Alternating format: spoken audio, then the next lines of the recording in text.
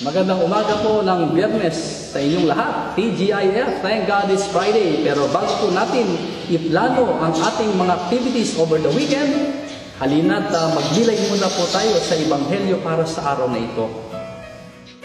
Ngunit ang Ebanghelyo po ngayon ay para bang isang paanyaya upang hindi mag-relax. Para bang inaanyayahan tayo sa panibago at ibang uri ng pakikibaka. Tatlong bahagi po ng Ebanghelyo ang gusto kong ating subukang pagdugtong-dugtungin na pagnilayan. Yung una po, yung pagpapalayas ng ating Panginoong Yesus sa mga masasamang espiritu. That is the first, yung opening salvo ng ating Ebanghelyo. Jesus freed, liberated the people from everything that hinders them. Sa lahat po ng humahad lang sa kanila upang kumilos at mabuhay bilang mga anak ng Diyos.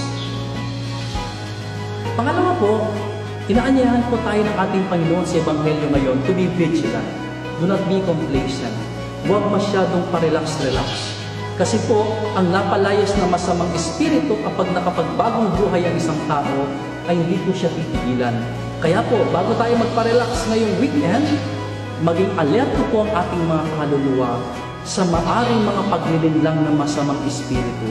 Ang ating binalikan na buhay, iniwan na buhay, ay pwede palang balikan at pwede pang mas masahol kaysa sa bago pumasok ang masamang espiritu sa buhay ng tao.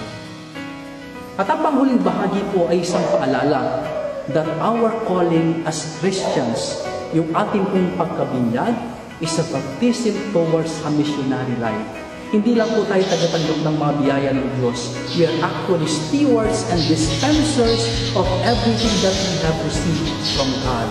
Kung di rin po tayo tumutulong, tayo ay nagkakalat. Kaya mamili po tayo.